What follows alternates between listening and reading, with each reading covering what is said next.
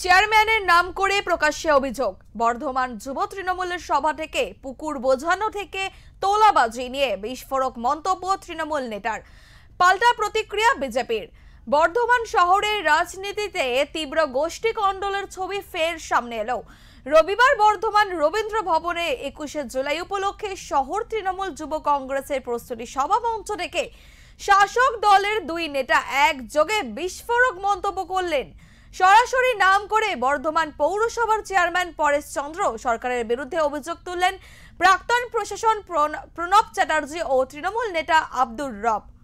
আমাদের শহরে যে বেকার যুবকেরা ব্যাংক লোন দেয়নি, সরকার একটা টাকাও দেয়নি, কিন্তু এই টাকাটা দিয়ে আমাদের শহরে যে ব্যবস্থাটা পরিবহন ব্যবস্থার উন্নতি হয়েছে। কিন্তু আজ যদি বর্ধমানটা কর্পোরেশন হতো, যদি শক্তিগড় থেকে এদিকে চালিত পর্যন্ত সড়কটাকে বাড়িয়ে দেওয়া হতো, তাহলে কিন্তু এখান থেকেই অনেক বেকার চাকরি পেত। আমি কি তা ভেবেছি? আমরা সিপিএম কে চালাবার জন্য যাকে পেয়েছি নিয়ে এসেছি। আমার মনে আছে সুভাষ চক্রবর্তী বলতেন যে ভাই আমাকে সিপিএম এর লাল পতাকাটা দাও, আমি একটা গরুকে যদি দড়ি বাঁধি তাকেও সিপিএম বলে জিতিয়ে দেবো। তো আমরা গরুর বুকে জিতিয়ে দিয়েছি এতদিন, আর জেতানো যাবে?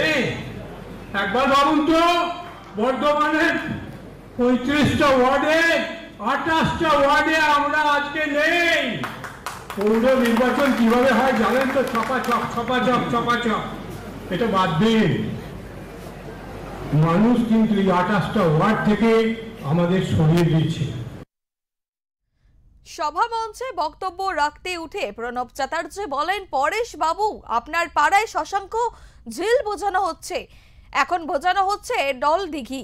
10 বিঘে ফ্ল্যাট হয়ে গেছে, 5 বিঘে পড়ে রয়েছে। রাজনৈতিক নেতৃত্ব কি এইসব চুপচাপ বসে দেখবে?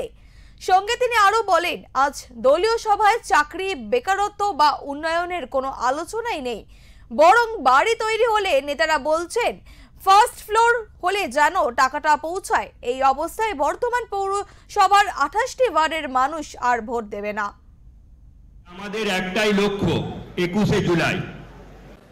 আমরা যারা শাসক দল, তা আমাদের দলের এসব আলোচনা আছে না? আলোচনা কি? ওরে ওই বাড়িটা হচ্ছে এক ফার্স্ট ফ্লোর হয়ে যাওয়ার সাথে সাথে কিন্তু আমার টাকাটা যেন পৌঁছে, আমার টাকাটা যেন পৌঁছে যায়। এই অবস্থায় আমরা যতই তৃণমূল জিন্দাবাদ বলে এই 28টা ওয়ার্ডের লোকেরা বলবে না বাবা, এদের আমরা ভোট দিতে পারি, দেবো না, দিচ্ছেও না। বিধানসভাতেও দেয়নি, লোকসভাতেও দেয়নি। তৃণমূলের এই গোষ্ঠী দ্বন্দ্ব এবং প্রণব চ্যাটার্জির মন্তব্যকে ঘিরে তৃণমূলকে কটাক্ষ করতে ছাড়েননি বিজেপি। স্থানীয় বিজেপি নেতা বলেন, বিজেপির এতদিনের অভিযোগ মিথ্যে নয়, তা তৃণমূল নিজেই স্বীকার করে নিচ্ছে। তাই এটা খুব স্পষ্ট যে আগামী দিনে বিজেপি জিতবে। তৃণমূল কংগ্রেসে 21শে জুলাইয়ের প্রস্তুতি সভায় বর্ষিয়ান প্রভাবশালী তৃণমূল নেতারা যেভাবে তৃণমূলের বিভিন্ন দুর্নীতির কথা তুলে ধরলেন, তা দেখে আমরা আশ্বস্ত হলাম যে তৃণমূল এবার যেতে বসেছে।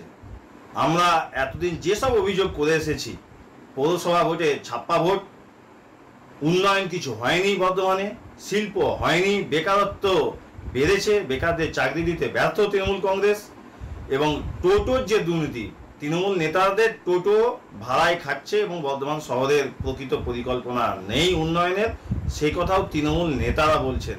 এবং যে কোনো বাড়ি তৈরি করতে গেলে স্থানীয় তৃণমূল নেতাদের যে কাটমানি দিতে হয় সেটাও বলছেন।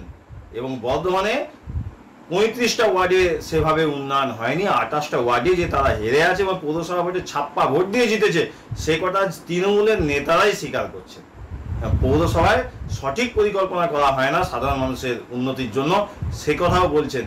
এর থেকে বোঝা যাচ্ছে যে বিজেপি এতদিন ধরে যেসব অভিযোগ তৃণমূলের বিরুদ্ধে করে এসেছিল, সেগুলো শুধু অভিযোগ ছিল না, সেগুলো সত্য ছিল, সেটা কোনো রাজনৈতিক মন্তব্য ছিল না। এবং এই সত্য আজ তৃণমূল কংগ্রেসের বলছে নেতারা স্বীকার করতে বাধ্য হচ্ছে। সম্প্রতি মন্ত্রী সিদ্দিকুল্লাহ চৌধুরীকে ঘিরে বিতর্কিত ঘটনা সহ একাধিক ইস্যুতে পূর্ব বর্ধমানের তৃণমূল শিবিরে ফাটলের ছবি ক্রমে স্পষ্ট হচ্ছে। দলের অন্দরেই এই প্রকাশ্যে বিদ্রোহ কার্যত অস্বস্তিতে বাড়ালো শাসক নেতৃত্বের। আমি গরুকে যদি দড়ি বাঁধি লোন দেয়নি, সরকার একটা টাকাও দেয়নি, কিন্তু এই টাকাটা দিয়ে আমাদের শহরের যে ব্যবস্থাটা পরিবহন ব্যবস্থার উন্নতি হয়েছে। কিন্তু আজ আমি গরুকে যদি দড়ি বাঁধি লোন দেয়নি, সরকার একটা টাকাও দেয়নি, কিন্তু এই টাকাটা দিয়ে আমাদের শহরের যে ব্যবস্থাটা